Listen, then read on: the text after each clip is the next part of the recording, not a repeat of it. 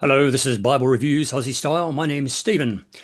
Today we're having a look at a Bible that has been called the New Testament in modern speech, but also called the Weymouth New Testament. This is my particular copy that I've had for a few years now. The New Testament in modern speech or the Weymouth New Testament. So a little bit about the Bible. It's only the New Testament and it was published back in 1903, so it's like 120 years ago now. And who was Richard Weymouth, you might ask?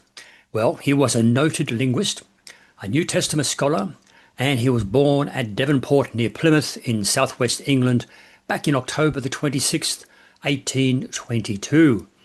He was the only son of a Commander Richard Weymouth, Royal Navy, and his wife Anne Sprague. Richard Weymouth was educated at a private school, and then after 2 years in France, he enrolled at the University College in London, where he majored in classics. He achieved or received his Bachelor of Arts in 1846 and his Master of Arts in 1849. Then in 1868, he was the first recipient, which is interesting, the first recipient of the degree of Doctor of Literature at the London University, following a severe examination in Anglo-Saxon, Icelandic, French, and English language and literature. In fact, the requirements for this degree were so difficult that the degree wasn't conferred again on another person until 1879. That's 11 years later. So this Richard Weymouth was certainly a skilled academic, and he knew what he was talking about when it came to the classics and the languages. In 1869, he was appointed headmaster at Mill Hill School. And then Weymouth was a keen Baptist, and he was a deacon at the George Street Baptist Chapel there in Plymouth in England, which incidentally suffered significant damage during the Plymouth Blitz during World War II back in 1941. Now, Weymouth was a successful teacher, he was a good organiser, and he was also a strict disciplinarian. He didn't take any slack or cheek from the students at that time. Over the years, he published many papers in the journal, for example, in the Journal of Classical and Sacred Philology, and also the Cambridge Journal of Philology. Following his retirement from teaching, he devoted his time chiefly to biblical studies. He had earlier spent many years on textual criticism because of his knowledge of Greek. He spent many years looking at the textual criticism of Greek Testament. In 1886, he published the Resultant Greek Testament, which was quite an accomplishment on its own. And then Weymouth then turned to translating that particular book that he made, the Greek text into modern English, which when you think about modern English, the 1800s, to us it's not very modern, but compared to the King James, which came out in 1611, it was modern English. And he produced what he called the New Testament in modern speech. Unfortunately, he died before seeing it published in 1903. As a translator, Weymouth's only intention, as he said, was to produce a New Testament with dignified modern English and no theological or ecclesiastical biases. A little bit of background on him, just before we get into having a look at some of the scriptures. He was married twice. Interesting, though, the ladies had the same name, I believe. First one was Louisa Sarah Martin in 1852, and they had 6 children, and she died in 1891.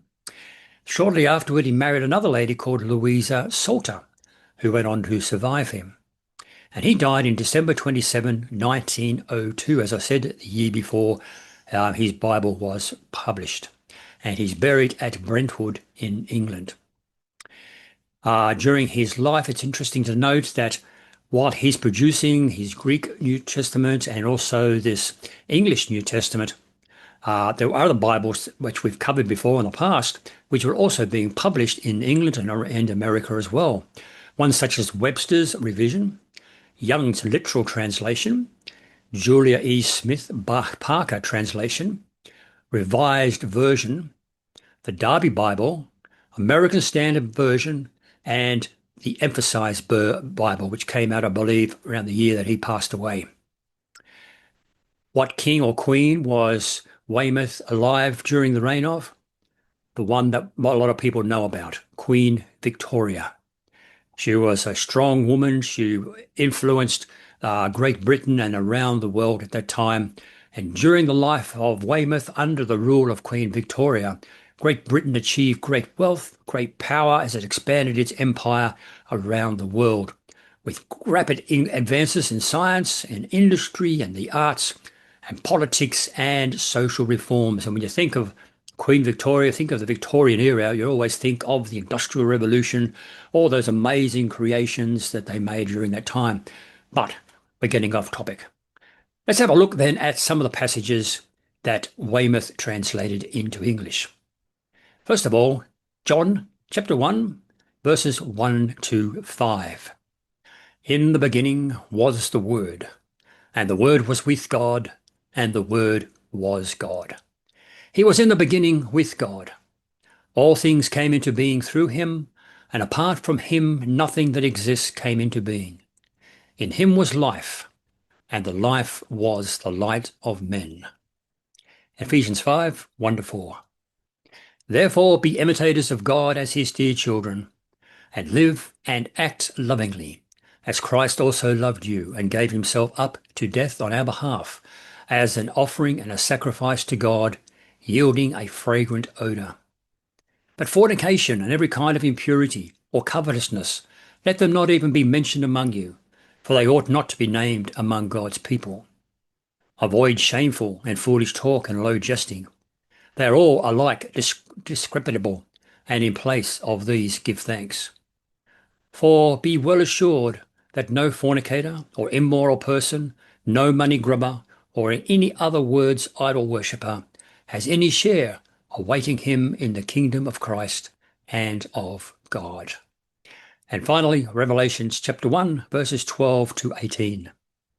This is John speaking. He says, I turned to see who it was that was speaking to me, and I saw 7 golden lampstands.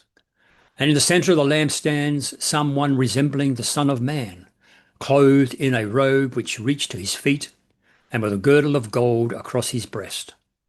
His head and his hair were white, like white wool, as white as snow, and his eyes resembled a flame of fire.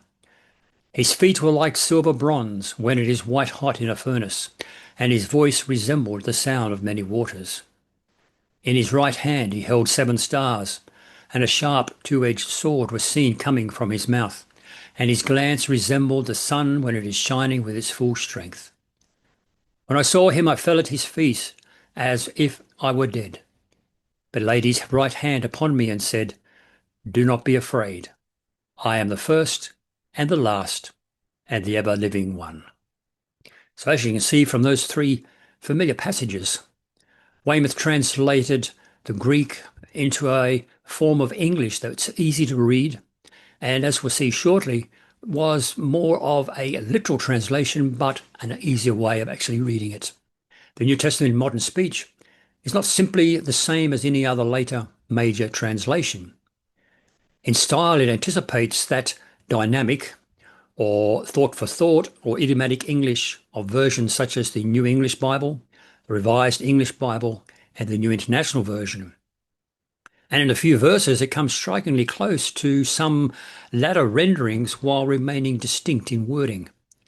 It's quite different in feel, as you probably saw, to the King James or the New King James tradition, and therefore somewhat closer in its effect to the mid-range, which is essentially literal versions of the Revised Standard Version, the English Standard Version, and the New American Standard Bible, both in its accuracy, but also in consistency in its more colloquial than they are, in putting it into ordinary types of words. Weymouth describes his work as being a bona fide translation from the Greek, aiming at modern speech, rejecting overly literal carrying over of Hebrew and Greek idioms that would cloud the sense of the English that he was trying to get across. He still wanted a tinge of antiquity, in other words, that ancient feel about it for dignity, but he prioritized the clear idiomatic language of English, which placed him close in philosophy and later dynamic equivalent versions than to the strictly formal King James line. So overall, The Weymouth New Testament often feels closer to the Revised Standard Version or the English Standard Version rather than to the King James. So it is sort of more, if you're looking at a spectrum, with the word for word or the literal on one side, paraphrase on the other side, and the thought for thought with the New International Version and others. You have that center line between the thought for thought and the word for word. And you have the English Standard Version, the Revised Standard Version. But also I believe that you could possibly put the Weymouth New Testament in that same thing, as it's sort of got that literal bent towards it, but it also has an easy way of reading, and the vocabulary choices make it more appealing to modern day readers. So that's a quick look then at the Weymouth New Testament, or the New Testament in modern speech, if you spoke in the 1800s, for example. Some more later editions of it have taken out some of the 1800s type of vocabulary and changed it into words that which we understand but haven't changed overall looking at it. Let me know in the comments below if you are a fan of the Weymouth New Testament. Do you read it? Have you read it in the past? Do you have it on your bookshelf, the one that you go to frequently?